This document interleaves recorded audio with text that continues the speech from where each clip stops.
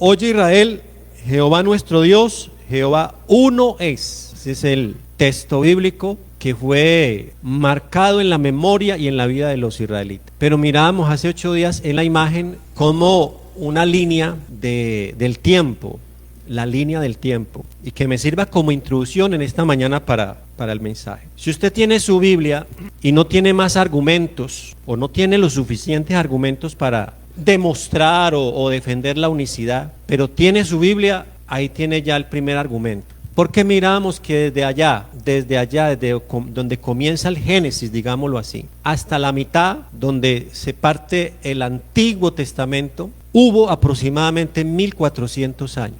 Y luego de donde se parte esa mitad hacia el final, cuando termina la composición literaria del Nuevo Testamento, hay 100 años. O sea que tenemos un aproximado de 1500 años. Entonces, el argumento es: si la Biblia en este lapso de tiempo de 1400 años no me habla a mí por ningún lado de que haya una Trinidad, que exista un Dios Padre, un Dios Hijo, un Dios Espíritu Santo, el interrogante que queda es: ¿cómo puede nacer un Dios en medio de la nada, de la noche a la mañana, y afirmar el hombre que ese Dios que nace es eterno, si no está registrado en la Biblia? Si nosotros hablamos de Dios el Padre, Él es eterno, porque Él es Jehová, el Creador, el Omnipotente. Pero si hablamos de el Dios Hijo o el Dios Espíritu Santo, que solo aparece en el Nuevo Testamento referenciado como títulos, ¿cómo nos atrevemos nosotros a decir que es un Dios? Si un Dios debe de ser eterno. Esa es una de las características que mirábamos hace 8 días. Debe de ser eterno, debe de ser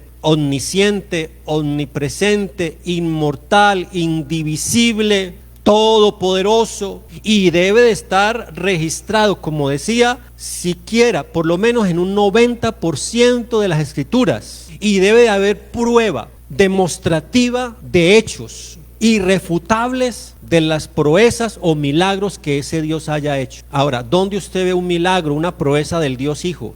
En el Antiguo Testamento. O del Dios Espíritu Santo, ¿dónde lo ve? No lo hay. Pero si usted va a la Biblia, va a encontrar proezas, milagros del Dios Todopoderoso, al que se le llamó Elohim en el hebreo, Jehová, Dios, Señor, y otra cantidad de nombres compuestos como Rafa, Shalom, Adonai, etcétera, etcétera. Hablando de el mismo Dios, o Jehová Yahweh, hablando del mismo Dios. Pero no habla la Biblia ni en segunda ni en tercera persona, me refiero a los escritores, de que ellos hayan visto, conocido o adorado a un Dios diferente a Dios, a Jehová, a Elohim. Ahora, cuando miramos que Dios habla en primera persona, y claro, lo hace a través de sus escritores bíblicos, Dios, ya miramos nosotros que Dios dice: ve ahora que yo soy. ¿Y qué más dice? Y no hay dioses conmigo. Es como si Dios estuviera diciendo, o más bien caracterizando esta idea: ¿dónde están los demás? Yo no veo aquí a ninguno.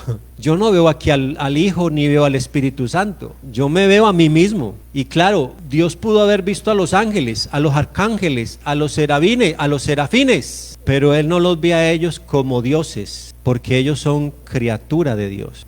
Ellos son creación de Dios. Y estábamos mirando un recuento histórico de algunos hombres prominentes en la Biblia que en algún momento dado ellos dejaron por escrito, por sentado, su concepción teológica acerca de Dios. Y estábamos mirando varios de ellos. Miramos, por ejemplo, en últimas, miramos segunda de Samuel, capítulo 7, verso 22. Gracias, hermano. Segunda a Samuel, capítulo 7, verso 22. Por tanto, dice: tú te has engrandecido, Jehová Dios, por cuanto no hay como tú, ni hay Dios fuera de ti, conforme a todo lo que hemos oído con nuestros oídos. Como quien dice, nosotros oímos. ¿Qué oyeron ellos? ¿Qué oía el judío? ¿Qué oía el hebreo, el israelita? ¿Qué oía? Mañana, mediodía y tarde. ¿Qué oían? ¿Se acuerdan? La Shema judía. Oye Israel, Jehová vuestro Dios, Jehová uno es, uno es.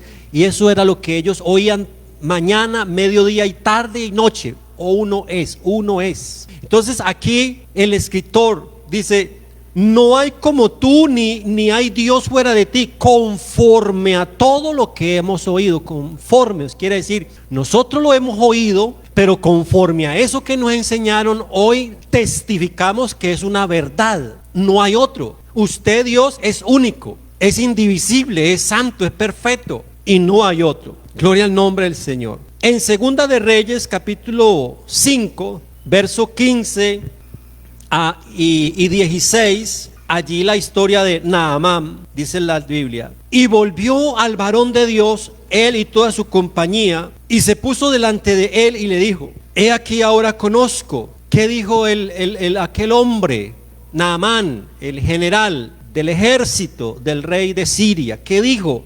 Ahora conozco que no hay Dios en toda la tierra, sino ¿dónde? En Israel. Las demás naciones, los sirios tenían su panteón, los babilónicos, los asirios, los egipcios tenían su panteón de dioses, sus triadas de Dios. Pero este Naamán dice: ahora conozco que no hay Dios en toda la tierra sino en Israel. ¿Por qué razón? A ver, ¿quién me dice? Una razón: por la sanación que había recibido, por el milagro que había recibido de parte de Dios. Él pudo decir: no, yo allá en mi país, en Asiria, allá, con todos los dioses que hay, ofrendas, sacrificios le he llevado, probablemente en algo hipotético. ¿Cuántas ofrendas, cuántos sacrificios yo he elevado a mis dioses allá en Asiria? Pero ninguno ha hecho nada. Y este Dios de Israel me ha sanado a mí. O sea que no hay Dios en toda la tierra sino en Israel. Dele alabanzas al Señor. Segunda de Reyes, capítulo 19, verso 15. Estoy tomando apartes bíblicos de historias distintas. Y oró Ezequías delante de Jehová diciendo: Jehová, Dios de Israel, que moras entre los querubines, solo tú eres Dios de todos los reinos de la tierra. Tú hiciste el cielo y la tierra. ¿Por qué es importante tomar estos relatos? Porque cada uno de ellos difiere en época distinta, difiere un poco en cuanto al espacio cultural y geográfico donde se dan los hechos, y parece que va como en un ambiente progresivo en el tiempo. David, Salomón, Samuel, Naamán el sirio, Ezequías, uno de los profetas también de la era monárquica. Y Ezequías dice: solo tú eres Dios de todos los reinos de la tierra. Tú hiciste el cielo y la tierra. La concepción teológica que había en el profeta era que solo había uno. Quiere decir que él no aprendió más. Amén. Nehemías capítulo 9, verso 6. ¿Qué dice Nehemías? Y quiero resaltar que Nehemías es uno de esos profetas que están casi que al final del periodo del Antiguo Testamento. Lo que es el libro de Esdras y de Nehemías prácticamente son los libros finales del Antiguo Testamento. Nosotros tenemos aquí, para hacer un paréntesis, y en estos días lo voy a enseñar, nosotros tenemos en nuestra Biblia que tiene unos libros en un orden: Génesis, Éxodo, Levítico, Números, Deuteronomio, Josué, Jueces, Ruth, Primera y Segunda de Samuel, 2 de Reyes, 2 de Crónicas, Esdras, Nehemías, Esther, Job, Salmos, Proverbios, Eclesiastés, Cantares, Isaías, Lamentaciones, Ezequiel, Daniel, Oseas, Joel, Amós, Abdías, Jonás, Miqueas, Nahum, Habacuc, Sofonías, Ageo, Zacarías, Malaquías. Está ahí. 39 libros. Los tenemos en orden. No los podemos saber de memoria y pensamos que Malaquías es el último libro del Antiguo Testamento, pero no, Malaquías no es el último libro. Los últimos libros están entre el libro de Esdras y de Nehemías. Ahí están los últimos libros que registran los últimos momentos históricos del pueblo de Israel. Ya todo lo que viene después de allí, Job, Salmos, Proverbios, hasta Malaquías, uno tiene que devolverse y comenzar a incrustar en el tiempo cada uno de esos libros. Porque Job, por ejemplo, Job pertenece a la era patriarcal, a la época de Isaac, de Abraham. Por allá pertenece Job. Los Salmos, ¿a dónde pertenecen?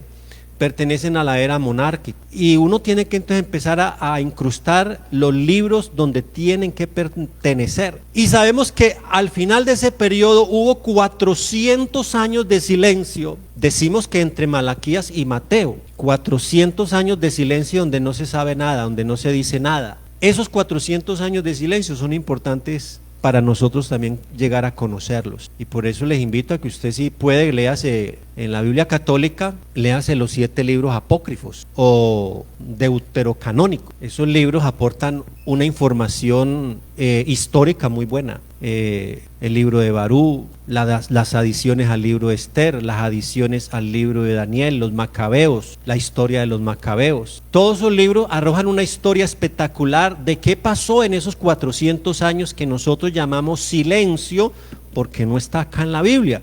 Pero no quiere decir que en esos 400 años Dios no hizo nada, que Dios se acostó a dormir. No, ahí Dios obró muchas cosas. Entonces, mirando este libro de Nehemías, capítulo 9, verso 6, que ya casi al final de ese periodo antiguo testamentario, mire cómo pensaba él. Tú, ¿solo qué? Eres Jehová, tú solo, no hay otro, no hay más. Gloria al Señor. Tú hiciste los cielos y los cielos de los cielos con todo su ejército, la tierra y todo lo que está en ella, los mares y todo lo que hay en ellos. Y tú vivificas todas estas cosas y los ejércitos de los cielos te adoran. Hablando de los ángeles, de los arcángeles, de los serafines, querubines, todo ese ejército celestial te adora. Amén. Y la iglesia le adora, porque como dijo David, he aquí los cielos de los cielos no te pueden contener. Si los cielos no pueden contener a uno solo, ¿cómo podrán los cielos de los cielos contener a 3, a 4, a 5, a 6? Eso es imposible. Eso solo está en la imaginación fantasiosa del hombre. Isaías capítulo 43, verso 10. Vosotros sois mis testigos, dice Jehová, y mi siervo que yo escogí, para que me conozcáis y creáis y entendáis. ¿Quién era el siervo en ese momento? Era el profeta Isaías, por quien Dios le estaba hablando a la nación de Israel. Y Dios le dice a la nación de Israel: ustedes son mis testigos. Hombre, ¿será que Dios estaba equivocado? No, la nación de Israel fue testiga. ¿Quién le abrió el mar a ellos? Dios. ¿Quién les dio maná del cielo y codornices? ¿Quién les abrió las montañas? ¿Quién hizo milagros en medio de ellos? Uno solo.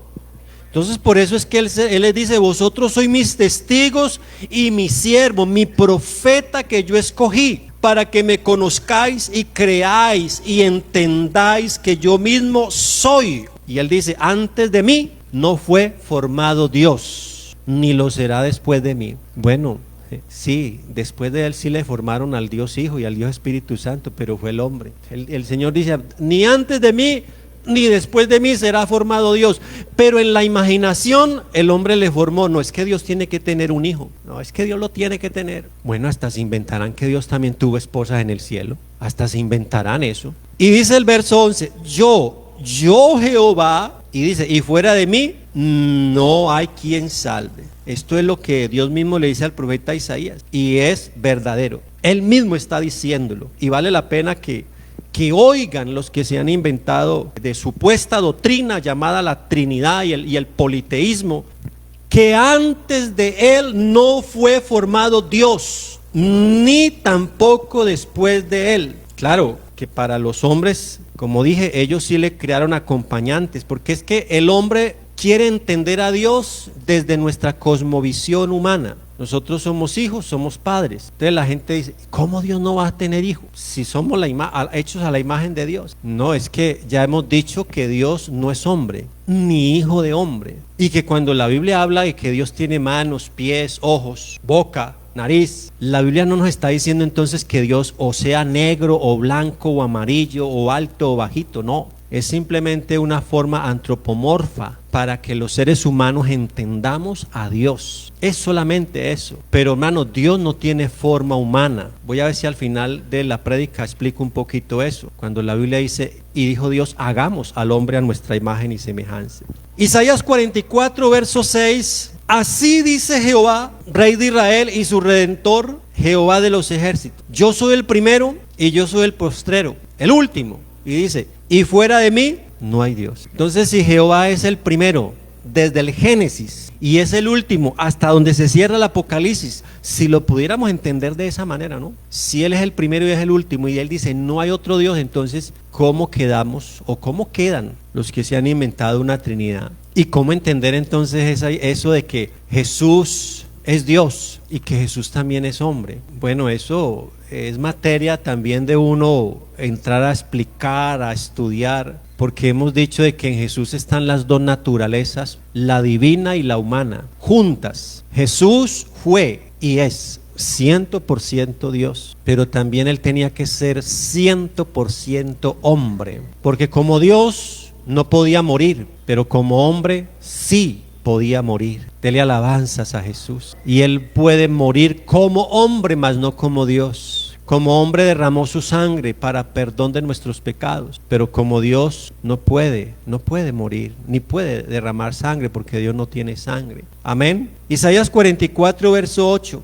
No temáis ni os amedrentéis. ¿No te lo hice oír desde la antigüedad y te lo dije? Luego vosotros sois mis testigos. ¿A quién le dice eso? A la nación de Israel. No hay Dios sino yo. No hay fuerte, no conozco ninguno. Ahora 8 días decía, si el hombre humano, el ser humano creyese estas palabras y que es Dios quien lo está diciendo, no interpelaría a Dios, no trataría de refutar a Dios, de controvertir a Dios. Dios dice, yo soy único y no hay más, entonces no me invente cuentos raros, no me invente hijos ni nietos. Usted no ha escuchado por ahí que hay hermanos que dicen, ay papito Dios, o sea que usted es nieto de Dios. No, dejemos esas bobadas. ¿Qué cuento de papito Dios? Él es nuestro Dios. Él no es ningún papito de nosotros. Él es nuestro Padre. Él es nuestro Dios. Él es nuestro Señor. Amén. Y esto aprendió el pueblo de Israel, una instrucción directa del Creador. Y esa instrucción decía, no hay más que uno solo y punto. Amén. Verso 24. Así dice Jehová tu Redentor que te formó desde el vientre. Yo Jehová que lo hago todo. Que extiendo, como dice aquí, que extiendo solo los cielos. Entonces ahí, ¿cómo queda eso? Que algunos dicen, no, es que cuando Dios estaba formando el sol y la luna y las estrellas, eso lo hizo Dios acompañado. En ninguna parte de la Biblia dice que Dios necesitó del hombre, de la iglesia, de los pastores, para hacer lo que Él hizo. Dios no necesitó ayuda de nadie. Él solo hizo los cielos. ¿Cómo lo hizo? Lo hizo a través del poder de su palabra. Por eso hay un texto en los Salmos que dice, Él dijo y fue hecho. Y por eso Juan dice, en el principio era ¿qué? El verbo. ¿Qué es el verbo? El verbo es la palabra, es la expresión, el logos. En el principio era el verbo, la palabra. Y dice, y el verbo estaba con Dios, con Dios. Hay un verbo latín para ese con que significa junto a o con a, y así lo dice nuestra versión. Y el verbo era con, Y claro, el trinitario puede refutar y decir, mire, el verbo con del latín dice junto a o con a. Entonces el verbo estaba junto a Dios, o el verbo estaba con Dios. Ahí estaba el Padre y estaba el Hijo. La Biblia lo está diciendo, porque el texto dice, y el verbo estaba con Dios. Pero si se lee el verso 14, dice, y aquel verbo fue hecho carne, y el que fue hecho carne no fue sino Dios. Entonces queda desmoronada la teoría, porque ¿qué era el verbo entonces? El verbo era la palabra, la acción divina, el poder de Dios. Dios dijo, hágase, sea el sol, sea la luna, y su palabra ejecutó todo. Y por eso el apóstol Pablo dice, porque en Él y por Él fueron hechas todas las cosas, las que hay en los cielos, visibles o invisibles, sean dominios, sean tronos, sean potestades, todo fue hecho por Él y para Él, todo fue hecho por medio de Él. Entonces la palabra fue la que ejecutó la obra de Dios. Gloria al nombre del Señor. Dios dijo, sea la luz, y esa palabra poderosa, creadora, sustentadora, vivificadora, pudo crear todo. Alabado el nombre del Señor. Yo no creo que Dios haya tenido necesidad de que alguien en el momento de la creación le ayudara, ni los ángeles, ni el Hijo. No, Él mismo está afirmando que Él todo lo hizo. Isaías 46, verso 9. Acordaos de las cosas pasadas, desde los tiempos antiguos, porque yo soy Dios. Y dice, y no hay otro Dios, no hay otro Dios, y nada hay semejante a mí. Ni nosotros somos semejantes a Dios, como Él es Dios. Nosotros solamente somos seres humanos, pero no hay otro Dios como Él. Él es único, Gloria al nombre del Señor. En Oseas, ya viniéndonos muchos siglos o muchos años después, Oseas capítulo 13, verso 14, verso 4, dice: mas yo soy Jehová tu Dios desde la tierra de Egipto. Eso se remonta a una historia antigua, cuando el pueblo de Israel era pequeño en número, pero estaban allá en Egipto siendo tratados como esclavos. Y Dios les dice: yo soy Jehová tu Dios desde la tierra de Egipto. Y en la tierra de Egipto el pueblo de Israel pudo haber conocido a muchos dioses, porque ellos surgieron en medio de una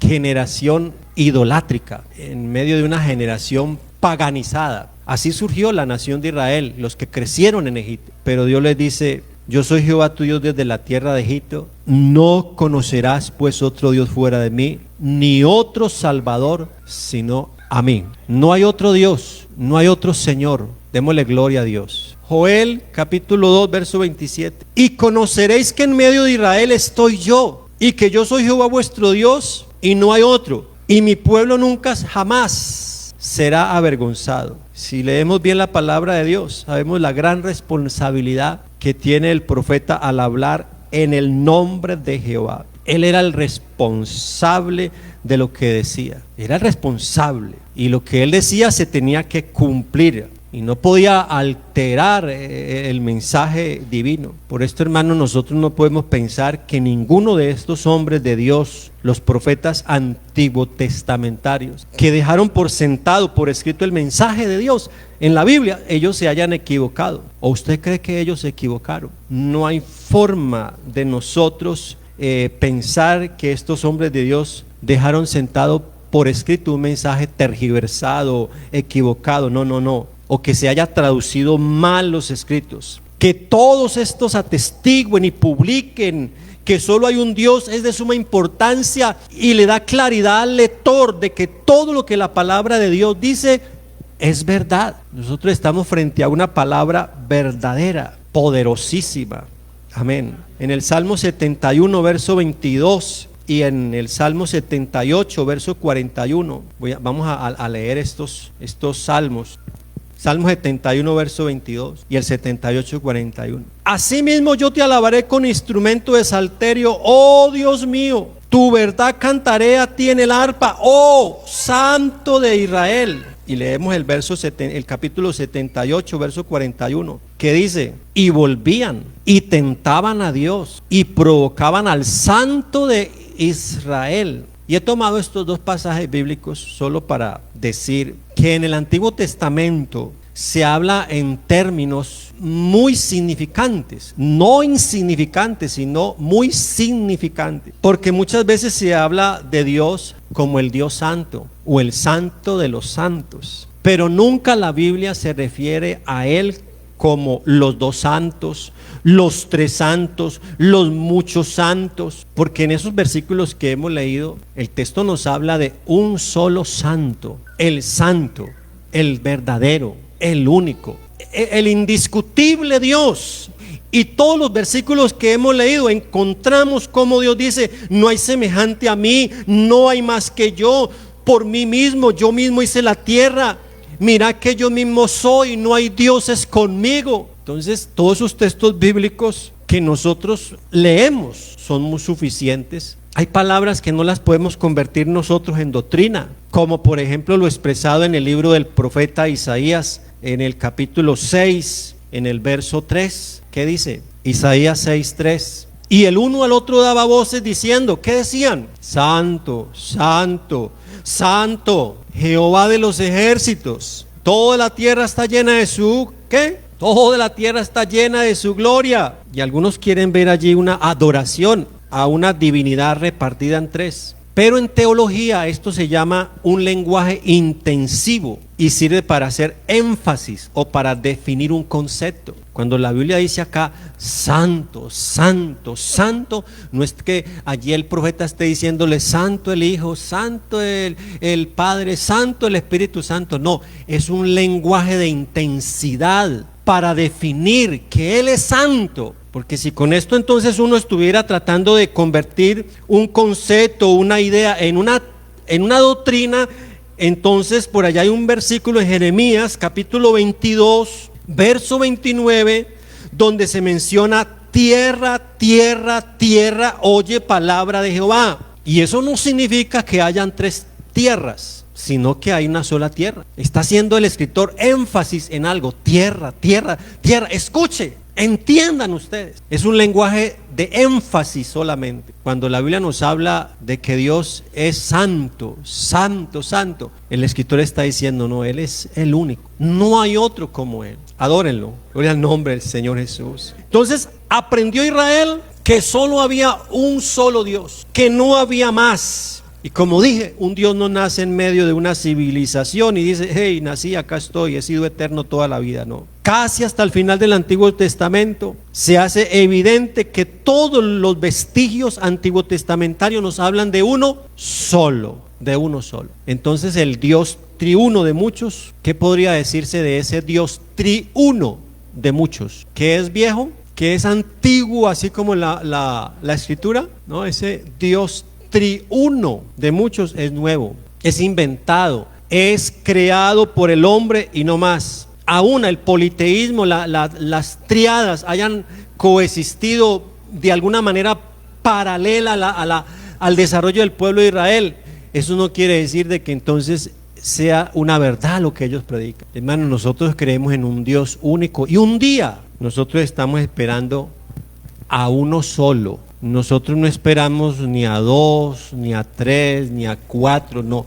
Nosotros esperamos a uno solo. Y les dije que quería explicar un poquito acerca de lo de Génesis 1:26, porque hay gente que dice, bueno, y si nosotros somos creados a la imagen de Dios, entonces Dios tiene forma humana. No, en ninguna parte de la Biblia dice que Dios tenga forma humana. Génesis 1:26 dice de la siguiente manera: entonces dijo Dios, hagamos al hombre a nuestra imagen, dice, conforme a nuestra semejanza, y señoree en los peces del mar, en las aves de los cielos, en las bestias, en toda la tierra y en todo animal que se arrastra sobre la tierra. Y ese dijo Dios, hagamos, que es plural, usted ve cómo se convierte en el verso 27 automáticamente en un singular, y dice, y creó Dios al hombre, y dice a su imagen. Aquí hay dos cosas para resaltar. La número uno es que el hombre, el ser humano, no fue creado por la mano de dos dioses, sino que fue creado por la mano de uno. Porque aunque Dios dijo hagamos, el que finalmente terminó haciéndolo todo fue Él, el único Dios.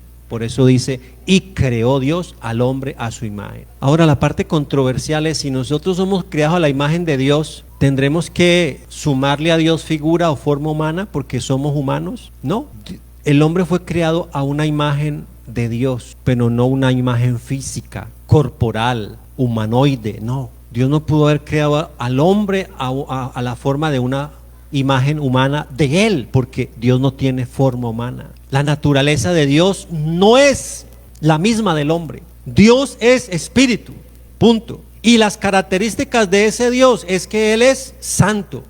¿Será que Dios no creó al hombre santo? En justicia, en santidad, perfecto. Eso es lo que dice Eclesiastés. He aquí que Dios hizo al hombre recto, perfecto. Pero el hombre buscó muchas perversiones. Dios creó al hombre en un estado de inocencia, de pureza, de santidad, de eternidad, porque la muerte no estaba destinada para el hombre. La muerte fue a consecuencia del pecado mismo del hombre. Por eso Dios dijo, el día que de él comieres, ciertamente morirás. Y ustedes se dan cuenta que cuando Adán y Eva comieron del fruto que estaba en el huerto, del fruto prohibido, ese día ellos conocieron que estaban desnudos. O sea que moralmente y espiritualmente ellos se sintieron muertos, porque empezaron a huir de la presencia de Dios. Y Dios se los encuentra en el camino y les dice, ¿y a ustedes quién les enseñó? ¿Quién les dijo que estaban desnudos? ¿Quién fue? La conciencia de ellos, porque su moral había caído, su espiritualidad había descendido. El Dios que había creado a un hombre en estado de pureza, de santidad, de eternidad,